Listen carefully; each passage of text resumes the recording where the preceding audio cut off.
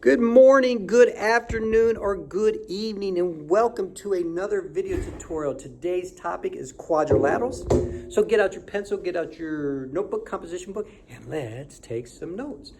So quadrilaterals, what are quadrilaterals? Well, all of these shapes here is a quadrilateral. A square is a quadrilateral. A parallelogram is quadrilateral. A rhombus is a quadrilateral. Rectangle, quadrilateral. Trapezoid, quadrilateral. Even this shape right here, boom, boom, boom, boom, is a quadrilateral. What do they all have in common? 4. They all have 4 sides. So quadrilaterals are a 4-sided polygon. Okay? Even this shape right here, 1, 2, 3, 4. So quadrilaterals are any shape that has 4 sides. 4 sides. Yeah. So what is a parallelogram? Let's discuss that. A parallelogram is a specific type of quadrilateral that has a couple unique characteristics. That is, think about the word, its root word, parallel. To be a parallelogram, you have to have 2 pairs of parallel line segments. Notice that this line segment, or these 2 line segments, are parallel, as well as these 2 line segments are parallel. So these 2 are parallel, as well as these 2. Parallel. So to be a parallelogram, you have to have 2 pairs of parallel line segments. So then the question is, well, we can actually write this down. What is a parallelogram? 2 pairs of parallel line segments. Write that down. So then the next question is, would you consider a rhombus a parallelogram? Is a rhombus a parallelogram? And the answer is yes. Why? Because it has 2 pairs of parallel line segments. These 2 line segments are parallel. Likewise, these 2 line segments are parallel. Okay, so a rhombus. Now, how's a rhombus different than a parallelogram? Well, all the sides equal. That's what makes a rhombus a rhombus. It has 2 pairs of parallel line segments and all the sides equal. Would you consider this shape, a rectangle, a parallelogram? And the answer is yes. Why? Because it has 2 pairs of parallel line segments. But what makes a rectangle even more unique, or as unique as a rhombus is, it has 2 pairs of parallel line segments, and it also has 4 right angles. It has 4 right angles. Those are 4 right angles. So that's what makes a rectangle a rectangle. See, this parallelogram is not a rectangle. Why? Because it doesn't have 4 right angles. It's got to have 4 right angles. Then the next question would be, is this shape a parallelogram? Well, that's a square. And is a square a parallelogram? Yes. Why? Because it has 2 pairs of parallel line segments. Yes. But what makes the square even more unique than a rectangle? Well, yes, it has 4 right angles, right? It's got 4 right angles. But to be a square, not only do you have 4 right angles, but all the sides are equal. All the sides are equal. Bada. Now, is this trapezoid,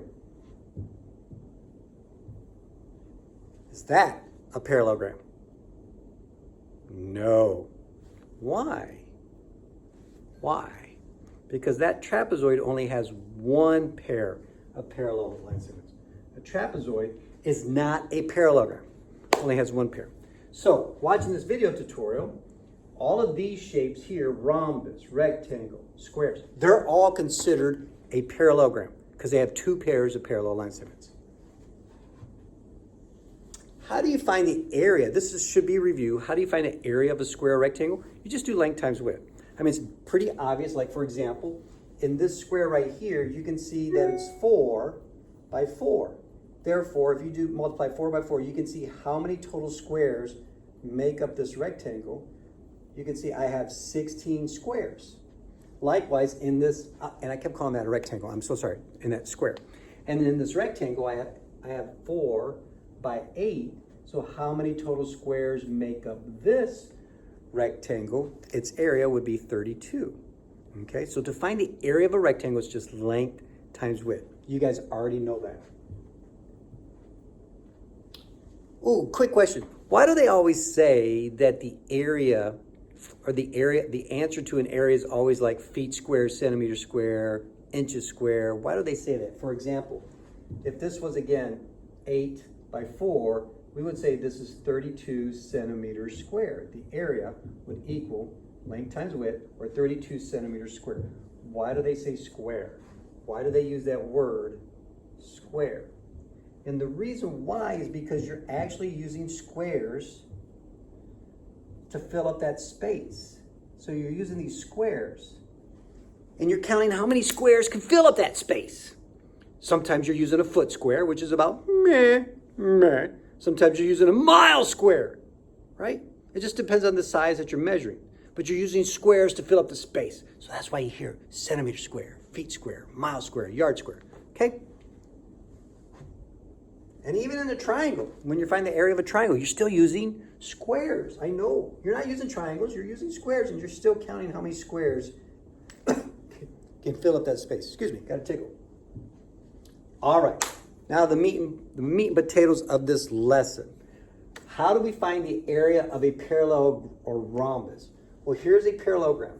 How do you find the area? Well, notice in this parallelogram, if I cut this section off here and I put it right here, what shape do I have? Well, look, remember this shape right here, this is now gone. This is now gone.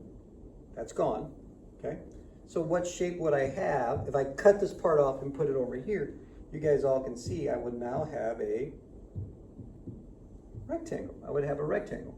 And in any rectangle, you need the length by its width or height. You need that right angle. See, here is a right angle right there. You can see the right angle. Okay? So, I know that I got messy. So, when I find the area of any parallelogram, all I need is the base. They call this the base. I need the base. What is going on here? The base. And then I need the height, which is this part, where the right angle is. You see, you can see there's a right angle right here. Right angle. So I need the base by the height. Multiply the base times the height, and that will give you the area. So to find the area of any parallelogram or rhombus, area would be base times height. Then the next question is, how do I find the area of a trapezoid? This is even more complicated. So I need your attention right now. Give me 2 minutes, and then we're pretty much done with this video tutorial. How do you find the area of a trapezoid? Well, notice if I take this trapezoid, and if I take a line from this point right here,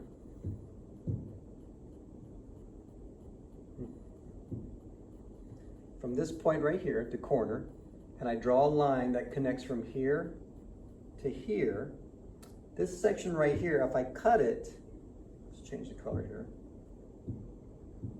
If I cut this section off right here, cut it, and I turn it. So imagine me cutting this section and then turning it, it would go right here. Do you see that? How if I cut that, flip it, it would go right there? And then what shape do you really see now? Can you guys see the shape that I really have? Let's use this color, maybe this color. This shape right here is really what? What shape do you see there? That's a triangle. And you learned in the last video tutorial, triangle is the base times the height divided by 2. So this right here, from here to here, this is my base 1, which was right up here. Does that make sense? And then from here to here is my base 2. Do you see that? So base, base. Remember, look at the triangle. We're looking at the triangle. So this base 1, base 2. And then I got to multiply by its height. Where's the right angle? Right here. So the height would be here, because here's the right angle. So here's my height. And then I half it. Because in a triangle, what do you need? In a triangle, you need the base. Watch me outline this. You need the base times the height, and then you divide by 2. So to find the area, this is for a triangle.